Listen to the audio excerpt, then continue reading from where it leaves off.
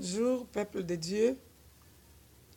Que Dieu soit loué en ce matin, lui qui a encore renouvelé notre souffle de vie. Ce souffle de vie qui nous permet de confesser de nos bouches que le Seigneur Jésus-Christ est notre unique Seigneur et Sauveur. Et nos cœurs croient à la puissance de son esprit, qu'il a ressuscité d'entre les morts. Cet esprit qui vit maintenant en nous et avec nous. Nous sommes sauvés. Et ce salut, ce n'est pas seulement pour nous, c'est aussi pour nos familles. Que la gloire lui soit rendue en ce matin par tout ce qui vit et respire. Nous voyons que l'année 2017 tend à sa fin. Peut-être en faisant le bilan de cette année, à tes yeux, ce bilan peut être négatif, peut être positif. Mais aux yeux de l'Éternel, ce bilan est positif parce que la Bible nous dit que tout ce que le Seigneur fait, c'est pour notre bien. Et c'est lui qui tout au long de chaque jour de cette année a préparé ou avait préparé le meilleur pour toi. Il y a plusieurs que tu connais qui sont morts, mais toi tu es en vie. C'est par sa grâce.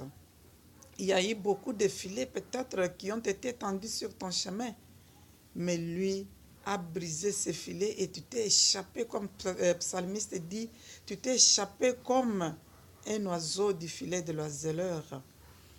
Et nous allons un peu chanter un refrain de la chanson de Laure Mbongo que j'aime beaucoup quand elle dit Oh yaya ngana yembeli yo talatina ngana yembeli yo olongisi ngai bitumba na bundi te oh yaya ngana yembeli yo oh yaya ngana yembeli yo talatina ngana yembeli yo olongisi ngai bitumba na bundi te. Oui, notre texte de méditation tout au long de cette journée, nous les tirons dans les livres de 2 Chroniques 21 à 3.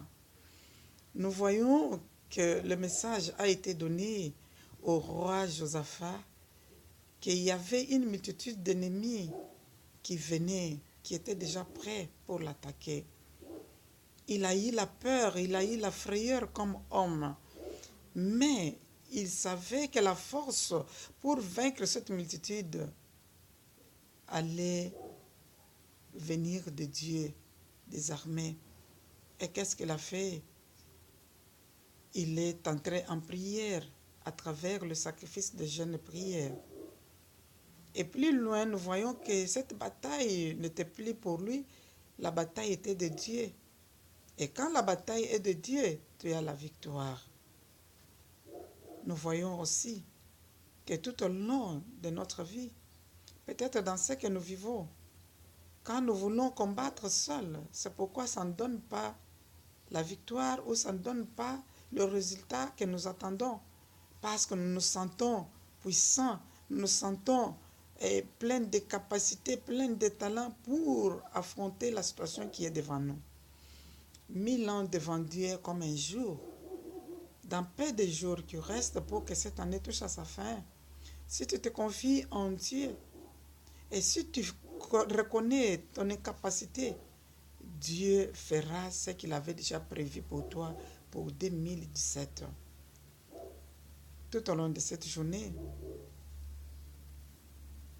confions notre vie à Dieu dans ce que nous vivons comme situation. Cherchons l'intervention du Tout-Puissant pour que nous ayons la victoire. Nous combattons déjà dans la victoire. La victoire nous avait déjà été donnée sur la croix de Golgotha. Mais le problème, c'est reconnaître cette victoire te vient de qui? Si le psaume 44 dit que ce n'est pas à cause de nos capacités, ce n'est pas à cause de ce que nous sommes, mais c'est à cause du bras puissant, à cause de l'amour de Dieu pour nous, à cause de sa grâce. Confions-nous en lui et nous serons victorieux dans tout ce que nous faisons. Que la victoire nous accompagne encore une fois de plus pour le peu de temps qui nous reste pour que cette année touche à sa fin. Que la faveur de Dieu vous accompagne au nom de Jésus-Christ. Amen.